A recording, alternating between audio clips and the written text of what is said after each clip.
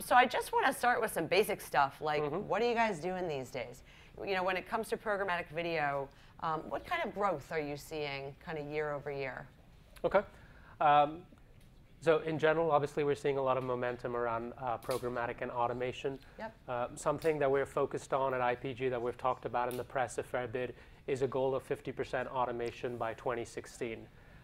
That's across all media, and clearly programmatic is a big subset of that. I know there were a couple of people talking about programmatic and how you define it. From my perspective, anytime there's a real-time evaluation of an opportunity that can then be informed by data or any other inputs to determine what kind of message is delivered is programmatic. That could encapsulate real-time bidding, but it could also encompass other kinds of pricing models. In terms of, so you know, that's kind of the overarching goal at Magna, which is kind of the media investment arm of IPG, seeing strong growth in programmatic. In video, we're definitely seeing strong growth in percentage terms. I would say as high as 40%. Year over year? Year over year, okay. In terms of the interest in video. And I mean, how does that compare, would you say, overall to programmatic display investment that's happening? Is it still small, or is it? In relative terms, yeah, it's still small. Small. Display is clearly the bulk, the lion's share. But I think in terms of percentage growth, we're seeing the bulk of that in video. And where is that coming from? I mean, is that brand dollars? Is it? Talk to me about that. Absolutely, brand dollars. I think the display world, as we know it, is primarily driven around direct response advertisers or lower funnel activities, describe it as you will. As brand advertisers have embraced this and understand the value and the benefit, we're definitely seeing a lot of interest from brand advertisers. And that's where the bulk of the interest is coming. Sight, sound, motion resonates with CPG clients and other clients who are trying to reach customers in innovative, interesting ways to get the message across. So that's clearly where the bulk of the interest is coming. Are they buying programmatically with an audience lens in video, you know, the way that you tend to see in display, or no? Almost always, and to the extent possible. You know, we don't separate the inventory from the data. The way we look at it, it's definitely a combination, and that's what we aim to do to empower, you know, the messaging. Take the inventory, application of data, and creative messaging that is targeted to different types of segments. Where does the data come from? Multiple sources. It could be first-party data, third-party sources. You know, that's something that we work with them to help them manage, to help them segment it, and then we work with creative agencies to develop messaging and offers and creative that are targeted to meaningful segments. You know, that's kind of the value that we add as an agency and the partner to the client. To what degree are you partnering with the agencies to educate clients on programmatic, what that means, what it doesn't mean, the opportunity, the challenges?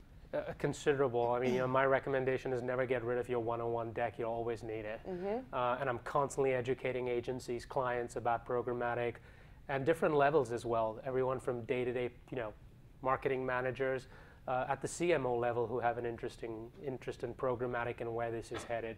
So I spend a fair bit of my time, and the team spends a fair bit of their time educating our clients. Do you think CMOs typically know what it means or care, or? I think they care. They understand that this will have big implications on their business, the sense that multiple devices, real-time, data-informed decision-making, these are all big topics that are going to impact how they look at their marketing spend, the fluidity of how it's implemented, the consumer journey, attribution. So for sure, I mean, there are definitely topics that the CMOs are interested in. We try and help them navigate through the complexity and the complicated language around some of this. And how does it work with sort of, are you doing or seeing convergent TV and video buying, and where does programmatic fit there? So, you know, through some of our partnerships and through some of the capabilities, there's the ability to look at behavior across. So we're definitely trying to, for example, you know, light TV viewers. Is there a way to reach them through video?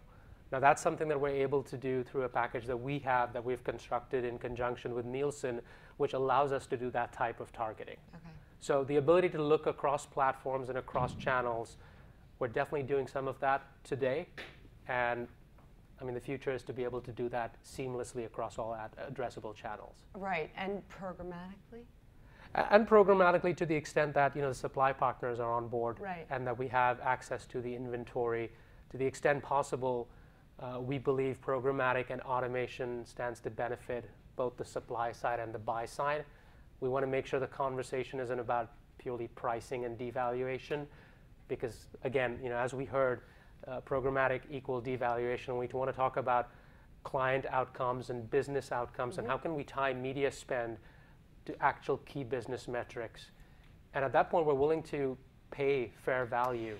Yeah, let's talk about that. I mean, the conversations that you're having with publishers now, first of all, are programmatic conversations tending to come from the agencies with the publishers, or is it tending to come with the programmatic specialists with the publishers? A mix? It's probably a mix. Yeah. We've definitely seen, I think, some sort of growth and momentum in terms of publishers approaching us to talk about, private marketplaces. Yep. I think I've seen an increase in that.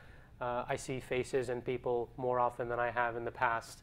So, clearly there's an interest from the supply side as well. So, I mean, are the negotiations changing? One of the things I'm so interested in with the rise of programmatic is that it creates different kinds of negotiations, where it's not just about, I want it for $4, I'll give it to you for $5, but it's about, I want passback rights, or I want access to this data overlay, I want first look. I mean, is that happening, and what is the level of preparedness on both sides to have those conversations? I definitely think it's happening, and it's happening more frequently than previously. To your point, we're talking about all of those aspects. I think it's still early days, and scaling that type of conversation is something that is going to be particularly challenging, I think, because how do you take this little conversation and then have that with multiple players who may need to be on a plan, and then look to scale it to get the reach and frequency that you need? So the conversations are definitely happening. I think it demonstrates the evolution and the interest, and the reason why all of us are here, I think, that we're looking at it differently and approaching it differently. From the publisher side, I see a different skill set.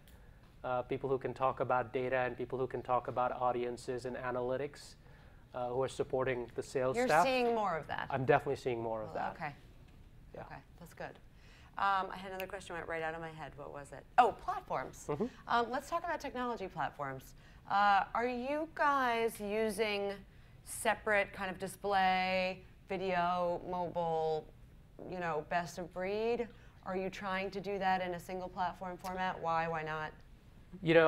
So we're technology agnostic. Obviously, we have some preferred partner or key partners we've done integrations with. We're really not looking at a single platform. I don't think we've found one that meets all of the specific needs that you have for each individual channel. Obviously, you could argue that Google is furthest along in developing that, but what we have done is looked at the most specialized best of breed for mobile, for video, and that's the approach that we've taken. And what we do is integrate those and simplify some of that complexity for our agency partners as well as our clients.